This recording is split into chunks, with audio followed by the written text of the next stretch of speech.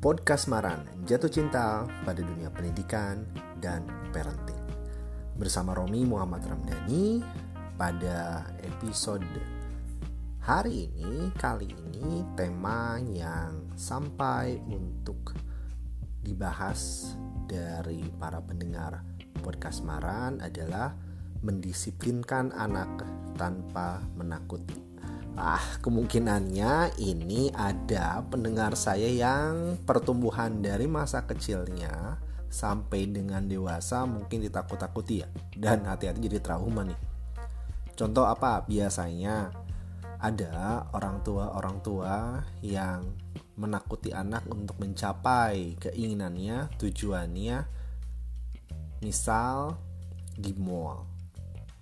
Ada anak yang lagi lihat-lihat mainan. Orang tuanya sudah mau berangkat atau harus segera berangkat, kalau nggak nanti anaknya beli. Misalnya. Yang saya perhatikan adalah, lihat tuh ada Pak Satpam. Pak Satpamnya udah ngeliatin, hati-hati, ntar ditangkap di borgol. Ini kasihan bapak ibu ataupun teman-teman yang mendengar ketika punya adik ataupun kemudian nanti ada anak, jauhkanlah dari menakut-nakuti anak untuk mencapai tujuan Anda. Stop doing that. Nanti dalam image pertumbuhan anak, profesi satpam itu menjadi begitu menakutkan untuk hal yang nggak perlu, Jadinya nanti saat tidak bersama orang tua, ketika jalan-jalan misalnya sama temennya, ada sebuah pesan dalam pikirannya. Ketika sedang jalan-jalan, hati-hati nih, liatin satpam, jadi banyak praduga. Yang menarik lagi, menakut-nakuti apalagi ya, yang biasanya takut-takuti. Atau penjaganya, bukan satpam. Ada yang petugas jaganya di sana melihat, itu juga. Oke, kita kembali ya. Tema yang diusulkan adalah mendisiplinkan anak tanpa menakuti. Pertama, jelas yang akan dibahas terlebih dahulu tentang apa itu disiplin. Saya akan mengutip dari referensi yang saya baca. Hafiz Asy'ari mengatakan seperti demikian. Seperti ini. Disiplin berkaitan dengan tata tertib, aturan atau norma dalam kehidupan bersama. Dari satu kalimat dari beliau kita pahami bahwa yang namanya disiplin ada aturan mainnya, ya kan ya? Maka disebut tata tertib, aturan atau norma. Kemudian ciri yang kedua dari disiplin ini terkait dengan kehidupan bersama. Dikatakan oleh beliau, disiplin ini akan erat kaitannya saat sudah ada interaksi kita dengan orang lain. Karena itulah butuhnya pengaturan ya. Lalu beliau menyebutkan sikap mental dengan kesadaran mematuhi perintah atau larangan karena mengerti pentingnya perintah pentingnya perintah dan larangan. Ini saya garis bawahi. Kesadaran mematuhi perintah. Ini kesadaran mematuhi perintah. Jadi paham mengapa dilarang atau perlu dilakukan ya. Perlu dilakukan. Nah, itu dari Hafiz Asy'ari.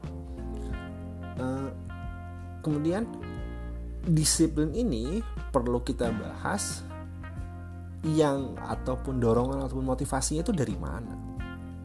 Bila saya mengutip Wiyana Mulyana bahwa disiplin ini ada dorongan dari dalam dan luar.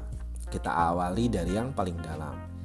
Ya, saya pengen melakukan itu karena untuk dapat pengetahuan, misalnya disiplin untuk belajar. Belajar ketika saya mengucapkan kata belajar, skopnya luas ya, bisa di sekolah, di kampus, dimanapun karena belajar itu. Ada pengetahuan yang ingin didapatkan. Ketika saya ngobrol dengan orang baru kan saya pengen tahu hal-hal yang perlu saya ketahui. Kesadaran ya kan ya, dorongan dari dalam karena perlu melakukan itu. Ada kemauan untuk memang disiplin. Lalu bagaimana pembahasan bila dorongannya itu dari luar? Ya bila ada perintah. Apalagi kalau misalnya organisasi militer, jelas yang otoritasnya komandan dan pasukan lah ya, mungkin secara singkat. Perintah ya perlu disiplin. larangan, adanya pengawasan, motivasi dapat pujian, ancaman, misal hukuman. Nah, itu dari dorongan yang dari luar. Yang menjadi perlu dibahas selanjutnya mengenai disiplin adalah mengapa anak tidak disiplin nih. Anak ini berarti kita sepakati anak kecil ya, maksudnya. Mungkin ya, anak disiplin di bawah 18 tahun lah, di bawah 18 tahun. Bila secara umum dikatakan sebagai anak, berarti bisa sampai SMP SMA ya, 18 ya. Mengapa anak itu tidak disiplin? Ya, ketika dihubungkan dengan pemahaman dari teori yang saya sebut sebelumnya, pertama, belum paham kenapa alasannya perlu disiplin. Jadi yang namanya hal yang dilakukan itu erat kaitan dengan dipahami. Ini mengapa perlu melakukan ini. Karena seandainya paham, saya yakin ini akan lebih tinggi kemauan untuk melaksanakannya, lebih tinggi. Untuk saya sendiri, misal, mengapa saya pada usia yang sekarang masih berusaha disiplin untuk beryoga, berolah nafas, fokus, berolahraga? Karena yang saya pahami, kesehatan diri saya ini menjadi pondasi untuk dapat lebih melakukan banyak hal. Membantu keluarga kah? Untuk lebih produktif berkarya, untuk apa lagi? Ya untuk banyak hal gitu. Karena saya paham itu, saya akan berusaha untuk sedisiplin mungkin. Misalnya setiap hari melakukan fokus duduk, melakukan olah nafas. Ya. Hal yang kedua dari mengapa anak tidak disiplin, kalau saya mengaca dari diri saya saja dulu ya. Pembiasaannya. Awal-awal jadi kan butuh pola, itu butuh pola. Makanya anak itu sangat disarankan, saya lupa sumbernya, saya dengar dari siapa ya, tapi ya prinsipnya ketika dalam pertumbuhan anak sangat disarankan orang tua itu tak berpindah-pindah tempat dulu.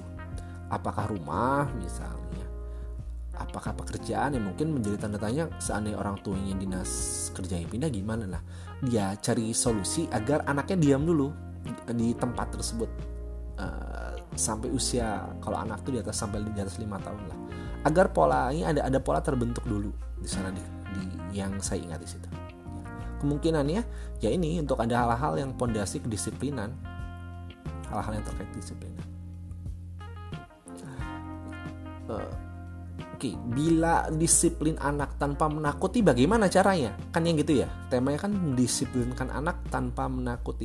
Sangat saya sarankan dorongannya, motivasinya tanpa menakuti itu dari dalam. Karena ketika menakuti bisa jadi dengan ancaman hukuman kan ya. Kalau dari luar motivasinya bisa nggak? Bisa saja. Bahkan sampai dilakukan. Bisa seperti ini. Oke, nah kamu segera mandi. Bila kamu tidak mandi, nanti papa cubit, nanti kakak cubit. Misalnya kakaknya lagi ketitipan adiknya untuk memandikan, dan dicubit. Bener nggak mandi? Bener, nantinya mandi gitu. Secepat itu bisa mengikuti keinginan ya gitu. Tapi nanti yang perlu diwaspadai, hati-hati munculnya bibit sakit hati ataupun dendam terhadap orang yang melakukan. Lalu juga selain itu, bila orang tersebut tidak ada kesadaran. Hal yang berbeda apabila kesadarannya muncul dari dalam, memahami dengan baik mengapa perlu melakukan itu, jadi ada atau tidak ada orang yang mengawasi akan melakukan dengan sendiri. Oke, gitu ya. Jadi ketika tema disiplin anak tanpa menakuti, sangat disarankan dorongannya dari dalam. Bagaimana? Ya dengan kesadaran. Ketika disiplinnya anak, nah kuncinya ada satu. Orang yang mengarahkan disiplin sudah melakukan duluan. Ini kunci yang cukup penting. Jadi seandainya saya ingin misalnya anak saya mandi pagi rutin ya orang tuanya perlu disiplin terlebih dahulu. Perlu melakukan itu terlebih dahulu. Apapun yang diinginkan untuk dilakukan anak yang memiliki dampak manfaat baik, orang tua perlu melakukannya. Karena bagi saya kan menjadi omong kosong ketika orang tua memerintahkan tapi orang tua belum melakukan. Oke? Silakan nanti bila ada pertanyaan yang ingin diskusikan boleh di kolom yang sudah disediakan. Saya Romi Muhammad Ramdhani. Upgrade yourself, upgrade your family.